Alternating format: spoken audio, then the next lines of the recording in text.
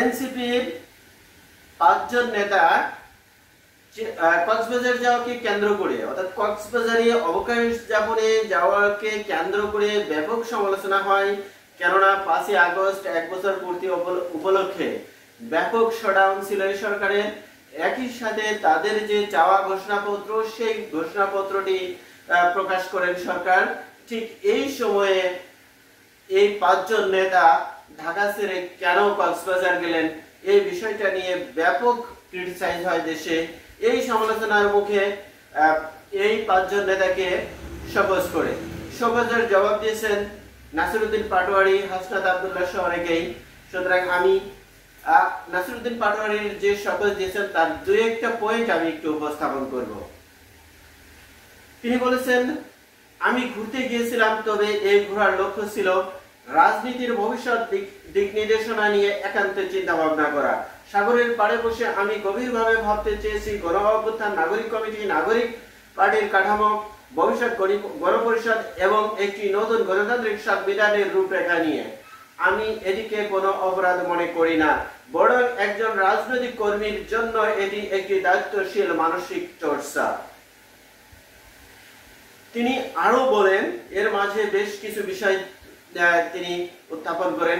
এরপরে তিনি শেষ পর্যায়ে এসে বলেন, তবুও দলীয় শৃঙ্খলার প্রতি শ্রদ্ধাবোধ রেখে এবং রাজনৈতিক শালীনতা বজায় রেখে আমি এই লিখিত জবাব প্রদান করছি। সভ্য জগতের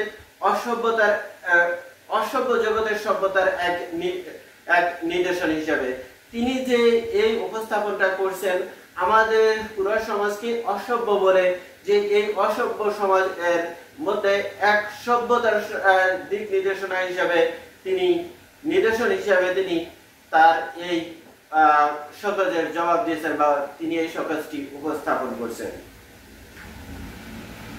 তিনি পরিশেষে আরেকটি কথা বলেন, আমার বক্তব্য সুস্পষ্ট, ঘুরতে যাওয়া অপরাধ নয়, কারণ ইতিহাস কেবল মিটিং এ নয়, অনেক সময় নির্জন চিন্তার ঘরে বা সাগরের পাড়েও জন্ম নেয় ইতিহাস। সুতরাং তিনি এভাবে বেশ কিছু পয়েন্ট উত্থাপন করে বলছেন, তিনি বোঝাতে চেয়েছেন যে তিনি ঘুরতে গিয়েছেন শুধু ঘোরার জন্য না, তিনি অবকাশ যাপনে গিয়েছেন শুধু অবকাশ যাপনের জন্য না, তিনি দেশের জন্য, সংবিধানের জন্য, জাতির জন্য চিন্তা করার জন্য তিনি একটি সময় চেয়েছেন, একটি অবকাশকালীন সময় নিয়েছেন যেখানে বসে তিনি এই চিন্তা করবেন। অথচ তিনি যখন এই সমালোচনা শুরু হয় তখন তিনি যে বক্তব্য দিয়েছেন, তিনি তখন কিন্তু এই কথাগুলো উত্থাপন করেননি। এই কথাগুলো তখন অত্যন্ত গোপনীয়তার সাথে তিনি এবং তার শপথ সঙ্গী যারা ছিলেন এই কমিটির সবাই অত্যন্ত গোপনীয়তার সাথে তিনি এই সফরে গিয়েছেন।